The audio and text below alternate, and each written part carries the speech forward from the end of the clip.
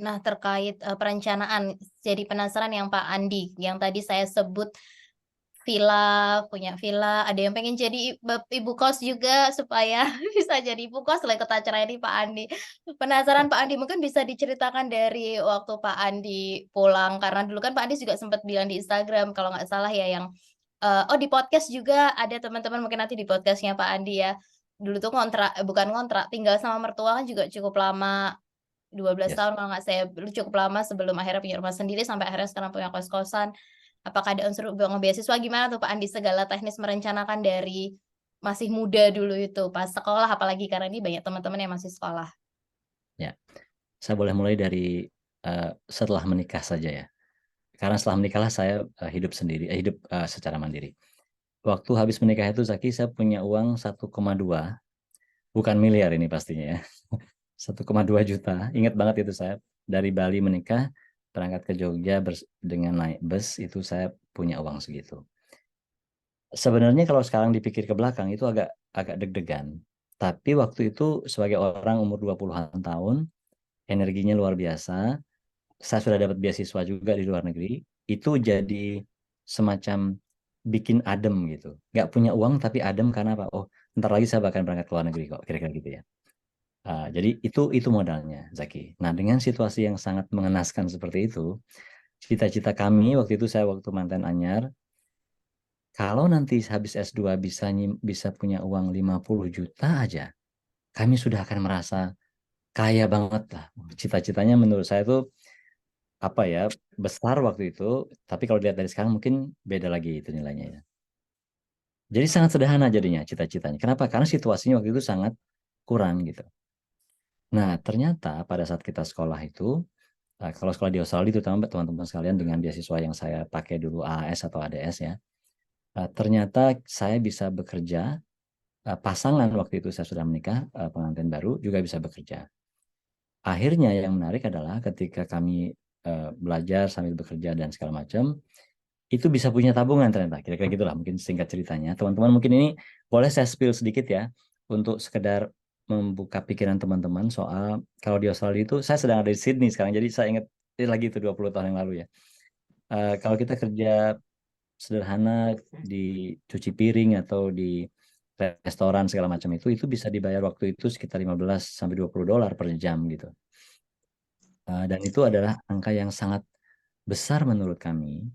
Kenapa begitu? Karena kami bisa hidup dengan beasiswa, lalu artinya pekerjaan apa hasil kerja itu bisa kita tabung. Nah, itulah sebenarnya cikal bakal kenapa kami bisa lalu berencana dengan lebih leluasa. Tadi kan Mas Unung sudah bilang, yang pertama tentu cara nyari duitnya itu harus dipikirin kan, karena kalau nggak ada duit kan nggak ada direncanakan ya Mas ya. Financial planning tanpa punya uangnya itu sebenarnya kan kita tahu sendiri gitu nggak bisa. Nah, jadi kami mendapatkan itu sebenarnya Zaki ketika ketika sekolah itu. Nah teman-teman makanya saya juga sarankan teman-teman sekolah, walaupun tidak boleh kita mungkin menargetkan itu sebagai tujuan utama, tapi artinya itulah ada satu hal sampingan yang sangat baik, legal gitu, tidak melanggar apapun, yang bisa kita juga jadikan motivasi. Pulang-pulang itu ternyata kami bisa lebih dari yang cita-cita tadi itu, kira-kira gitulah ya. Bahkan bisa beli tanah, di situ saya beli tanahnya awalnya tuh Zaki yang Zaki tadi silahkan pakai villa itu. Ketika S2 itu, begitu ceritanya. Nah, memang pas pulang itu Mas Unu, kami nggak bisa bangun tentunya, karena kan uangnya udah habis untuk beli tanah segala macam. Nah, saya kemudian fokusnya kepada udah sekolah lagi aja S3, karena kemudian saya juga dapat insight dari teman-teman yang saya temui ketika S2, udah kalau kamu dosen tuh nggak usah bikin rumah dulu, S3 dulu aja deh. Nanti pulang selesai baru mikirin itu. Terus terang tadinya saya pikir itu akan kelamaan banget tuh. Tapi hidup berjalan sedemikian rupa, oh ternyata masuk akal nasihat itu gitu. Akhirnya saya betul-betul mikirin bikin rumahnya setelah S3. Nah, setelah S3 ini kan tanah lumayan sudah kebeli waktu S2. Waktu S3, saya pulang itu lumayan juga masih ada tabungan dari beasiswa seperti yang tadi saya ceritakan. Tapi terus terang aja nih pas S3 kami tidak apa istilahnya? Tidak serajin dulu cari duit kira-kira gitu. Kalau boleh saya jujur saja mengatakan ini karena memang akan beda tuh berarti mentalnya. Kalau dulu kan tumben banget tahu ada gaji 20 dolar sejam itu kayak gimana gitu saya. Pas S3 lebih rileks, tapi pulang juga Mas tetap bisa ada lumayan tabungan sedikit. Nah, Saya kemudian fokusnya ke bikin rumah gitu ceritanya. Pada tanah yang saya beli 10 tahun sebelumnya itu. Nah, disinilah ternyata agak beda dengan Mas Unu. Saya harus pinjam duit, Mas.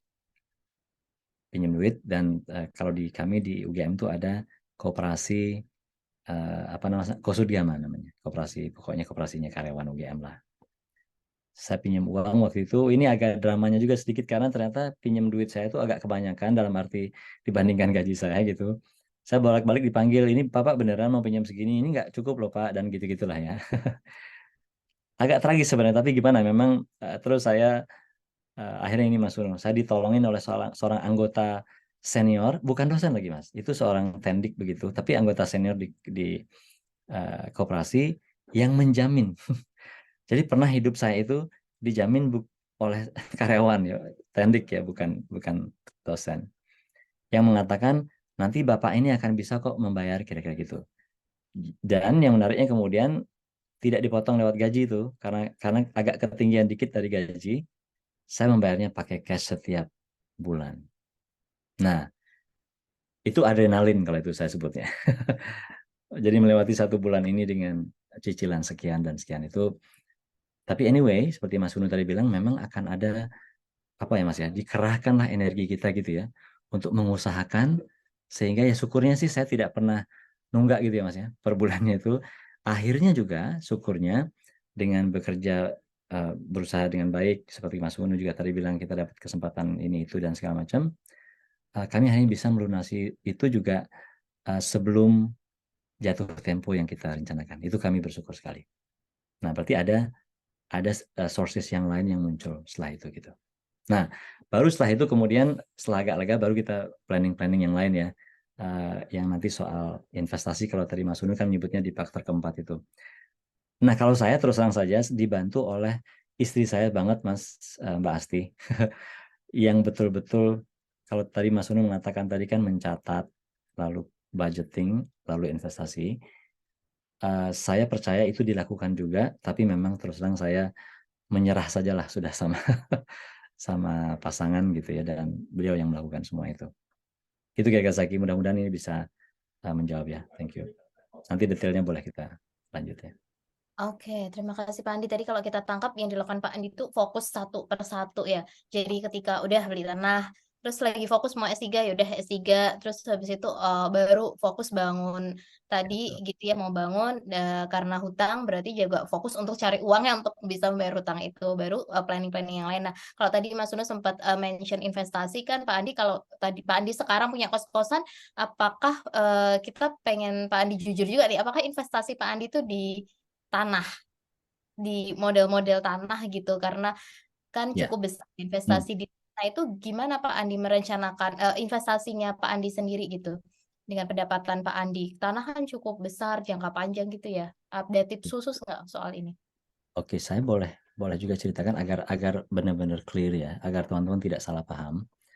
Saya beruntung misalnya ketika pulang dari UGM itu diberikan tugas oleh UGM di struktural non akademik. Saya misalnya pernah kerja di kantor kerjasama, kantor internasional itu tentu ada rewardnya yang lebih dari gaji saya standar sebagai dosen kan.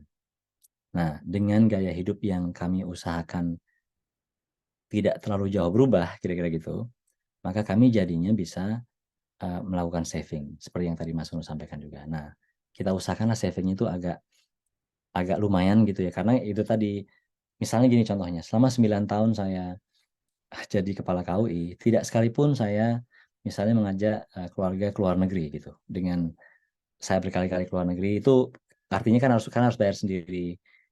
Jadi tidak menggunakan kesempatan momen itu untuk misalnya spending lebih banyak. Itu salah satu contoh saja.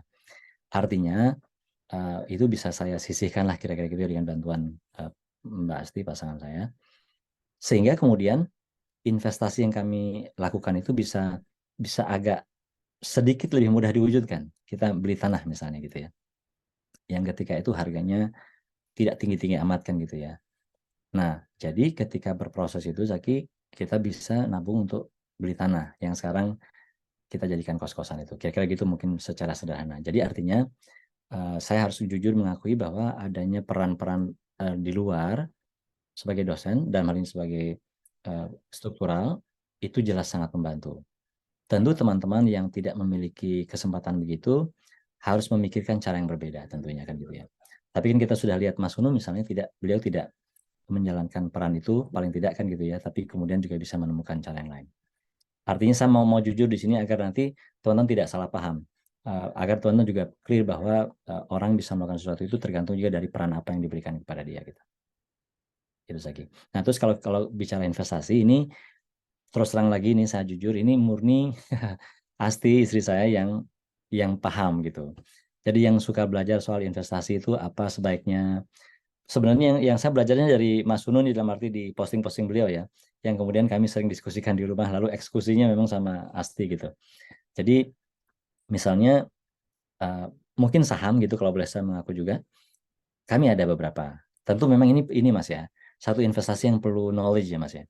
Jadi harus ada yang serius belajar gitu. Apakah ini untuk jangka panjang, apa ingin kita trading gitu-gitu mungkin teman-teman tahu juga. Tapi intinya kami tidak juga mengklaim bahwa itu profitable dan tinggi enggak. Tapi intinya kami ingin mendistribusi investasi itu secara agak merata gitu kalau tidak salah ya konsepnya. Jadi jangan taruh telurmu di satu sarang kira-kira gitu atau satu basket gitu ya agar nanti kalau kecelakaan tidak gimana-gimana. Nah itu terus terang kami secara berpartner saja saya dengan Bu Asti itu melakukan itu semua. Jadi saham ada beberapa tidak banyak, kemudian mungkin reksadana gitu-gitu ya yang risikonya kan berbeda-beda gitu ya. Ada obligasi segala macam. Jadi teman-teman mungkin harus belajar juga tuh. Yang belum belajar ya maksudnya mana yang risikonya tinggi dan segala macam. Dan apa itu kos-kosan. Kos-kosan itu cocok untuk siapa? Kalau menurut saya ini adalah investasi dengan return yang slow return. Jadi kalau teman-teman adrenalinnya agak tinggi, mungkin tidak memilih itu. Mungkin akan lebih milih apa trading atau apa yang lebih ini gitu. Jadi itu kayaknya apa ya bisnis orang tua ya kali Mas ya. Bisnis yang santai duduk nyiram-nyiram tanaman gitu ya. Debu yang tadinya kering disiram lagi, terus besoknya kering lagi siram lagi. Kira-kira gitulah. Mental-mental seperti saya yang rajin apa yang suka nyiram tanaman itu kayaknya mungkin agak cocok lah gitu ya. Gitu Zaki dulu. Thank you. Oke, terima kasih Mas Sandi. Kita, tadi menangkap 2 hal besar sih Mas Sandi. Yang satu, yang relate sama Mas Sunu sampaikan juga soal spending ya, menjaga. Jadi kalau pas waktunya kita tuh memang ada goal yang sangat besar di situ, ya jangan gaya itu tadi ya, gaya itu tadi tuh, silakan dikalkulasi ulang gitu ya, seberapa kita mau spending besar gitu ya. Kemudian yang kedua, distribusi investasi. Nah, ini menarik nih dibagi-bagi ke dalam beberapa kantong, termasuk salah satunya Arsana Ekosistem ini teman-teman. Jadi kalau nanti ngikutin kelas Arsana kita sedang membantu Pak Andi meningkatkan pendapatan Pak Andi. Gitu ya Pak Andi ya? Salah satu Amin. telur tadi wadah telurnya. ありがとうございます。